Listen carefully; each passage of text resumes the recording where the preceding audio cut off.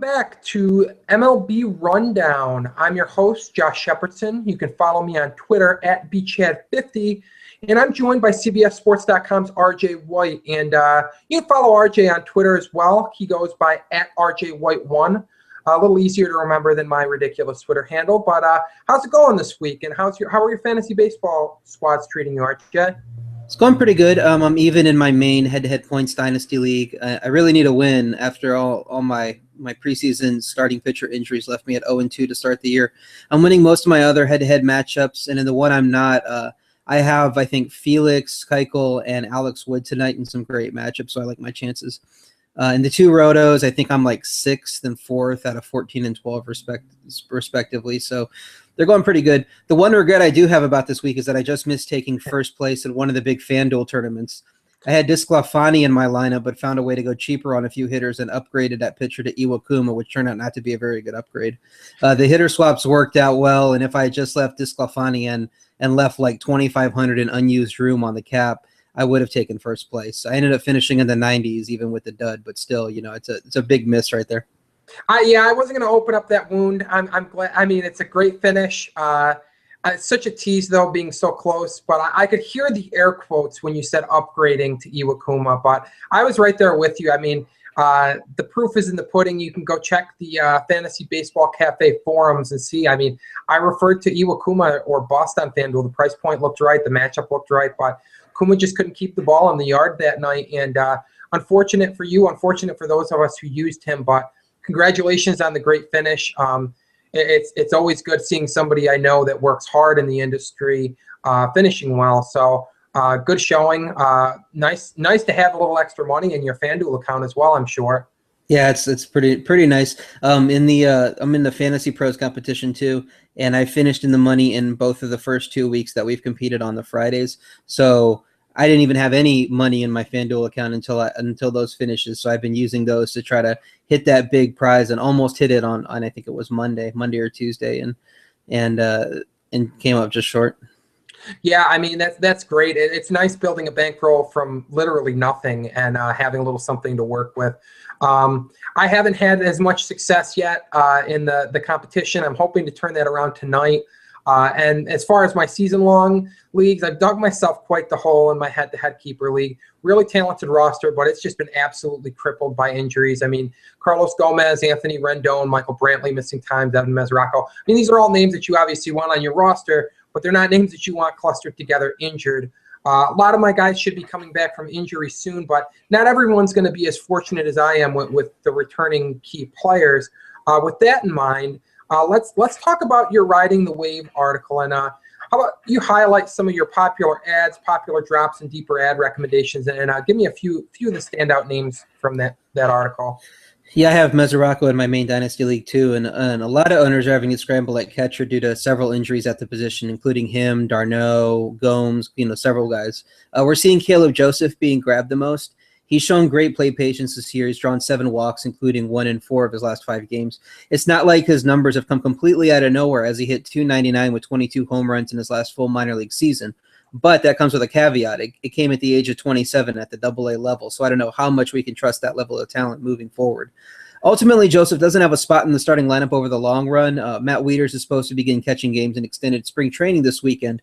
So if I had Joseph, which I do in my 2-catcher league that I'm in which I drafted Wieters to stash on the DL, I'd be trying to sell high on Joseph at this point. So that's what I'm going to probably try to do this weekend to see if I can get something for him.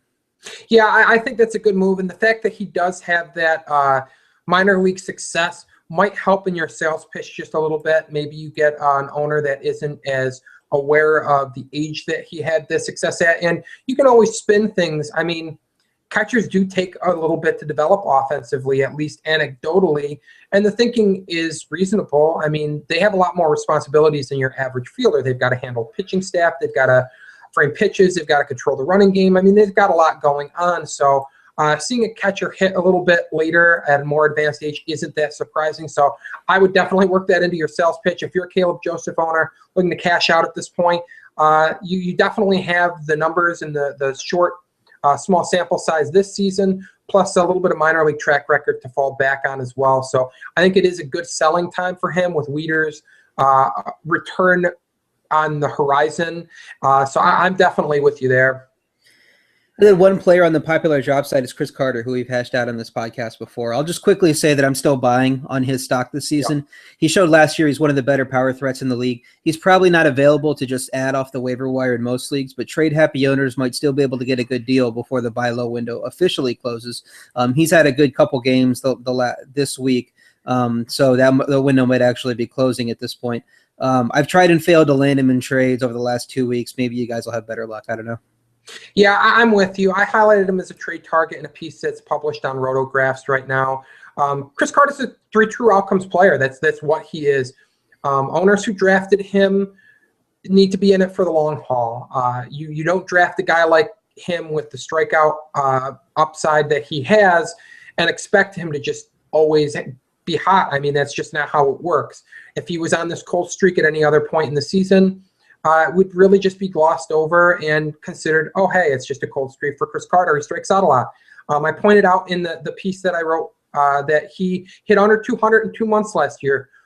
Probably not coincidentally, one of those months was April. Perhaps he's a slow starter. He only hit 3 home runs last year in the month of April. So, I mean, it's not like the slow start is unprecedented. If you can get even a slight discount on him at this point, he has moved down in the order, so you might see an owner a little bit nervous about rostering him. You're not going to get him for free, most likely. As RJ's pointed out, most likely if somebody drafted him, they understand the shortcomings, but that doesn't mean that they're not frustrated with the early season start. And I mean, I guess if you really want to needle that owner a little bit, point to Pedro Alvarez's 2014 season. Remind them that these 3 true outcome guys can turn in bad seasons, but obviously if you're kicking the tires on them, don't be obnoxious about it. If you're going to talk down a player, obviously, if you're trying to acquire them, you have higher expectations than that. Make a fair offer, though, and maybe try and cash in on some depressed value there. But speaking – oh, go ahead, RJ, sorry. Yeah, I tried to – and the guy – one of the reasons I tried to get him went hard for him in one league is because the guy also had Brandon McCarthy, and I was trying to get the two of them together. And I offered 2, mid-round type picks, and the guy was a big believer in Carter, didn't want to do it. So, yeah, I don't try to offer a guy that's performed well that you picked up off the wire a week ago, yes, or a late-round pick and think that it's going to get it done, because it's not. No, and not only is it not going to get it done, but it's going to label you as the low baller in the league, and nobody wants to be that owner, because it just makes making a deal that much more difficult. If you approach someone with a reasonable offer, they're going to be more willing to go to the trading table with you and discuss a deal. But if you immediately send them a low ball offer, your trade offers are going to be dismissed, whether they're fair or not, going forward, because the immediate assumption is going to be, what am I missing here? Why are they trying to send me these players that all they do is make low ball offers? And you don't want to paint yourself in that corner. I'm glad you brought up Brandon McCarthy's name. He was one of the other trade targets that I highlighted in my piece, along with Alex Rodriguez, Steven Pierce, and Jason Hamill. Let's touch on Brandon McCarthy a little bit before cycling back to the hitters. He's not a player that I think is going to be easy to pry away on the cheap. And as you said, you offered mid-range picks for him. So I think that's a good starting point. The reason that I highlighted McCarthy isn't because I think you can get him for cheap, but it's I'm in love with his early pitch FX data. Basically, last year he had velocity gains which were unprecedented for an older pitcher, but he was one of those guys that was bigger, came in the best shape of his life, sort of deal. But I mean, legitimately put on weight and legitimately added fastball and fastball velocity. So I like seeing that retained this year. I'm more inclined to buy into him. He was a stat savvy darling coming into drafts, and I actually like him more now than I did going into drafts, just because we're seeing that pitch FX data carry over. And one stat that really stood out to me, again, we're dealing with small sample sizes, so you have to take it with a grain of salt, but no one, according to the Fangraphs leaderboard, has a higher swinging strike percentage among qualified arms than Brandon McCarthy. So I really like him as a trade target. What's your take on McCarthy's value for the rest of the season? Yeah, I tried to trade for him in virtually every league, but wasn't able to get him yet. And I might still plug away. Owners better be prepared to overpay relative to his preseason value pretty substantially if they want to land him because of those numbers you cited. He's been fantastic so far. His numbers will be even better as that homer to fly ball rate continues to drop. I don't see anything that would make me think this is a fluke. I don't think he's going to win the Cy Young or anything, but he's certainly going to be a top level fantasy pitcher. I'd probably put him in the top 30, 35 area at this point. And he has the ability to go even higher than that, I'm sure. That feels pretty good to me. I think he's just on that fringe of an SP2, and I think he has that upside. So 30 to 35 feels right. I noticed looking over his pitch FX data that big part of the reason he's picked up more swinging strikes this year is he's used his sinker a little bit less. You'll notice the ground ball rate is down in favor of his four-seam fastball a little bit more. And that four-seam fastball, huge swinging strike rate on it. And, I mean, that's to be expected with his new velocity gains. He's throwing, averaging around 94 miles per hour with that four-seamer, and he's blowing it by hitters. But getting back to a couple hitters that I highlighted, Alex Rodriguez, to me, represents a nice buy-high option. I think that he's a guy that anybody that took a flyer on him was basically hoping for something from him. Probably not this. He's already ascended to third in the order for the Yankees. But what I'm looking at that I love is his average home run and fly ball distance. According to Baseball Heat Maps, he ranks among the leaders. He's in the top 20 in that average distance. And playing at Yankee Stadium, you've got to love the ballpark factors there. Advanced age should keep his price somewhat lowered. At 39 years old, there's probably some question marks. You might get some owners that are looking to cash out at this point. I think he has starting third base upside in standard size leagues. I wouldn't quite pay that full price for him because you are dealing with some age risk. But if you can get him for the price of maybe the 15th or 20th ranked third baseman, build in a little bit of that risk, I think that it could be worth kicking the tires on. Obviously, there are some owners that drafted him hoping for a big bounce back season that just aren't going to be willing to cash out on him. But if you got somebody that grabbed him as a late round flyer, hoping that they could peddle him after a hot start, like that's the owner that you want to target, and that's the person that I think you can get some value trading for him with. Yeah, I wanted to pull the trigger on him as my backup third baseman in my dynasty league before the season, but went with Lonnie Chisenhall, who's much younger, obviously, has better long-term upside. But I went ahead and made the swap about 10 days into the season and grabbed A-Rod. I figured, why not? I don't think he's going to finish the season as a top fantasy third baseman, which he actually sat atop the third baseman leaderboard at one point last week in points leagues. But he's certainly shown enough that I think we can mark him down as a top 12 option at this point. I think he's a low-end fantasy starter. So if third base is a position where an owner has a hole and they see a team that has A-Rod plus another good guy like a Matt Carpenter or something like that, I think you might try to send the trade feelers out and pick up A-Rod. Yeah, and I think that's a really good point that I didn't really consider is most likely the owner of A-Rod wasn't drafting him as their top third baseman. They probably got an established option in front of him. So the depth could be there for them to be able to deal away A-Rod and not leave themselves a hole at third base. So I really like that point. The other hitter that I looked at was Steve Pearce. He's actually been out of the lineup somewhat frequently lately. But when he is playing, Buck Showalter continues to slot him either second or fourth in the order. Late bloomers, they tend to get kind of that cross look from owners. A little bit easier to dismiss them early in the season if they struggle. I'm not ready to pull the trigger on cutting him yet. I see his ownership rate has plummeted, which is understandable in shallow leagues. I'm certainly not against cutting him in those. But in deeper leagues, I'm looking at his plate discipline numbers, and they're not that different from last year. Really, the one number that stands out is a lower contact rate on pitches outside the strike zone, which you really don't want a guy making a ton of contact with balls that he can't do much with anyway. But, I mean, we're talking about a contact rate outside the strike zone that is well below what it was last year and well below his career rate. I expect that to go up. I expect his average to come up a little bit with it. Still love the ballpark, still like the power. And I think he can probably be had for, I don't want to say a bag of peanuts in a rosin bag, but maybe not much more than that with this slow start. What do you think, RJ? Yeah, you don't want people making contact outside the zone, and the contact he has made inside the zone hasn't worked out very well either. It was easy to see regression coming with Pearce, but his numbers as far as the first 3 weeks are pretty absurd. He's had to deal with a ridiculously low 156 BABIP, so it's basically a given we're going to see bounce back at some point, probably pretty quickly. The power seems to be okay. So the biggest negative I can see is that he's striking out a lot. He has 13 strikeouts in 52 plate appearances. Obviously, the number's 25% strikeout rate, which is a lot higher than what he had last year. This may be a case of a small sample size or him pressing to break out of a slump that should course correct once the BABIP normalizes. So I'm not going to use it as proof that he's in for an awful year or anything, thinking that he's going to strike out 1 out of every 4 times.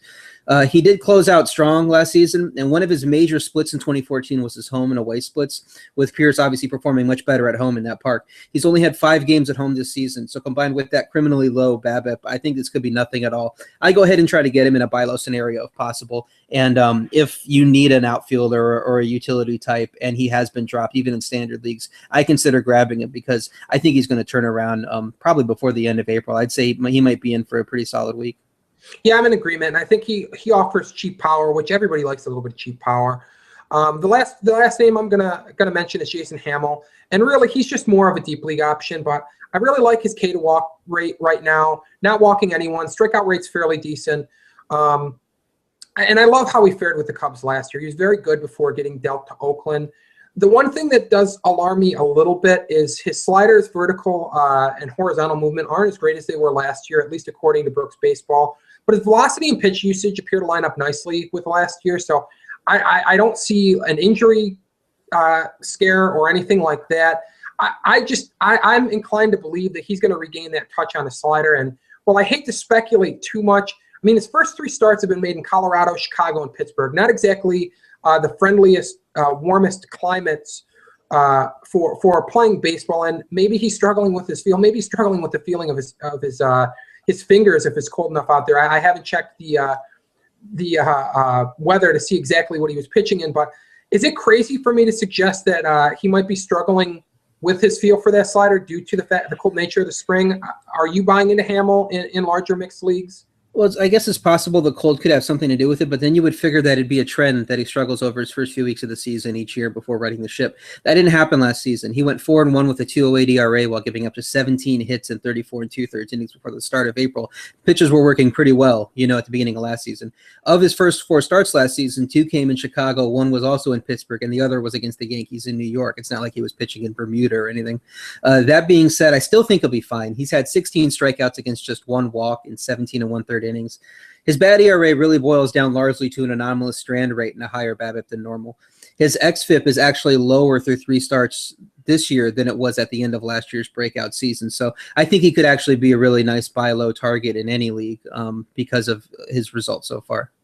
Yeah, and I'll add that he was also saddled with a couple of runs. That strand rate was not only unlucky on his part, but Brian Schiller came in and gave up a couple of runs to the Padres that were inherited runners from Hamill. So I do think he's going to turn it around. I don't necessarily believe that he's going to match last year's production with the Cubs, but a strikeout rate north of 20%, good walk rate, good whip, decent ERA. I think he's a really nice target in deep leagues. But with that, we're going to wrap up the beginning of the podcast and close the show as we always do with my favorite portion, and that's taking things to the forum. And let's get our first question, which is brought to us by the user Trump Tight. In a 16-team head-to-head league, would you swap Josh Donaldson for Adrian Beltre and Michael Wacha? I personally love this deal, especially in a league of that size. In a shallower league, it's really tough to take on an unbalanced offer like that. But given Trump Tight's roster needs, pitching help, I think it's a good deal. I love Josh Donaldson, but I just don't see the gap in skills between Donaldson and Beltre being Wacha size. Yeah, I take the deal too. I had the 2 third basemen fairly close before the season. And while Donaldson's certainly been far better than Beltre over the first few weeks, you have to figure Beltre's going to bounce back at some point. He's been done in by a very low 167 BABIP, so like Pierce, that turnaround could be coming anytime soon. But he's seen that rate start to normalize over the last week. He's went 4 for 13 with 3 walks and a home run en route to an OPS over 1,000 over the last week of play. Those numbers came with a more typical 273 BABIP. Consider him more like that level of talent. I think he's 36 years old. I don't think he's completely out of the woods yet as far as his talent, considering how good he was last year. The drop-off from Donaldson to that level doesn't come close to matching Wacha's value in a 16-teamer, so I think it's a deal you have to make to get that boost. Yeah, so we're definitely in agreement. Go ahead and make that deal, Trump Tight, and don't look back. Question 2 submitted by user Vladge. In a 12-team head-to-head league with some unconventional scoring, Give me your top 3 players in order out of the following group: Michael Morris, Michael Kadire, Martin Prado, Brandon Moss, Steven Souza, and Chris Young. I think Souza's the best option, considering how great he's been with the bat in the early going. I'm not even going to pretend I fully grasp the player values in leagues that include, I guess, both assists and outfield assists as separate categories, since I don't have any leagues that use either. But I think I have Prado second, considering he's the one guy out of the bunch that racks up assists playing third base, and he's done a fine job with the bat in the early going. Moss would be third. He was a mid-round pick for me coming into the year. I think his power is still going to come around, so I like those 3 in that order. I agree with the 3. I have the only difference is I have Moss and Prado flip-flop. Souza struck out at a fairly high rate early, but his power has been huge. I mean, he's hitting mammoth shots. He's stolen some bases early. Love the lineup spot. I think his ceiling exceeds that of anyone else in the group by a fairly wide margin. Moss has stumbled out of the gate, but I do really like his power at Progressive Field instead of playing his home games at O.co. But as you said, Prado, the only real infielder in the group that's going to pick up assists due to where he's starting on the diamond. So while it's a weird scoring league, and I am not entirely sure how to handle assists and outfield assists, it would seem that Prado is going to get an edge there. So I have no problem with flip-flopping him and Moss. Really, it's Souza and then everybody else for me. Mm-hmm. The third question and the last question is submitted by Sox23.